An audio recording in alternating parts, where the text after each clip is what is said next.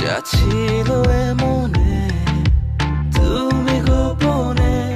শোনো সেই কথা, তারপরে কাছে